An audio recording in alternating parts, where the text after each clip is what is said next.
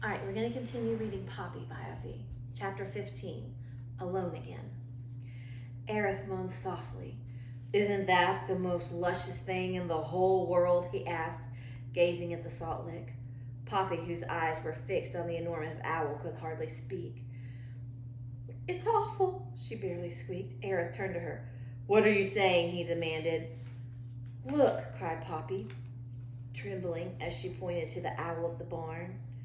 Why is Aerith confused? Oh, because he didn't know she's looking at an owl. He thinks she's talking about the salt. Aerith turned, looked. Never noticed that before, he grunted. In wonder, Poppy murmured. Mr. Okax is only half that size. Aerith shrugged and then went back to gazing at the salt. Well, girl, he said, have you figured out how you're going to get that salt for me? Poppy, still in a state of shock, managed to only shake her head. Aerith took one last loving look at the salt and turned. You know where to find me, he said. Don't let me down. And with that, he began to waddle away. Aerith, Poppy cried, her fearful transport. Wait! The porcupine peered around peevishly. What now? He grumbled. You aren't just leaving me here, are you? What else am I supposed to do? Help me, Poppy said in a small voice.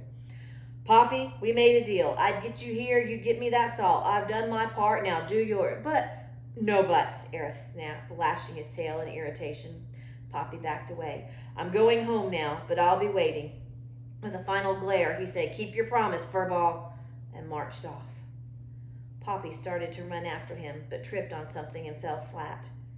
When she got up, Aerith had disappeared among the corn. An unhappy Poppy dusted herself off. It was then that she noticed what had tripped her. It was one of Aerith's tail quills.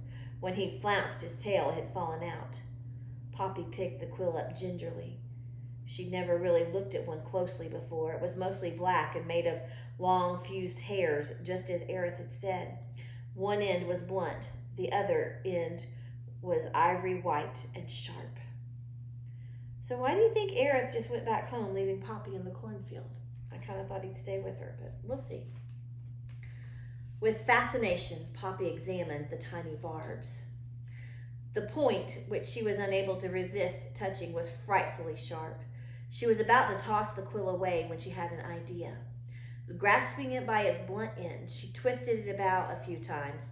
It moved nicely, like a sword. Poppy found a tall blade of grass, plucked it, and tied it around her waist in a sash-like fashion. With care, she slid the quill under this belt. It fit comfortably. Then she drew the quill out a few times to see if it came free easily. Though a single quill was not a full arsenal that Aerith carried, it was still something. She only hoped she'd never have to use it. Reluctantly, Poppy turned her attention back to the enormous owl on the barn.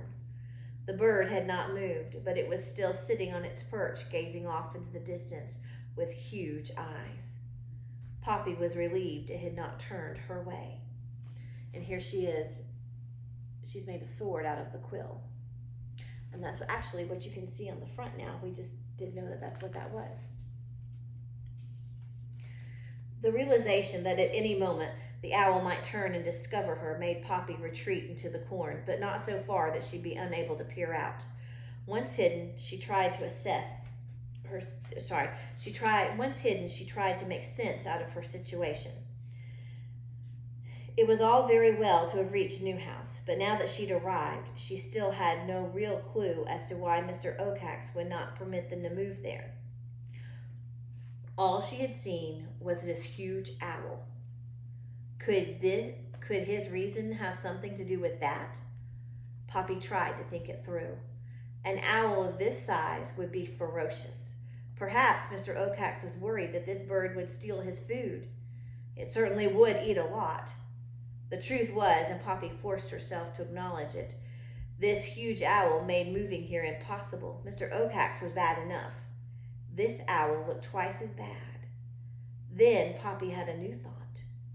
Was Mr. Okax really trying to protect her family? Had she been wrong about him all along? But then perhaps this owl was not really living here at Newhouse. Simply because she was seeing it now proved nothing. It could be just passing through, perhaps just spending the night. The sun was up now. Poppy decided she'd best settle in and wait and see if anything happened. And here's a picture of the new owl.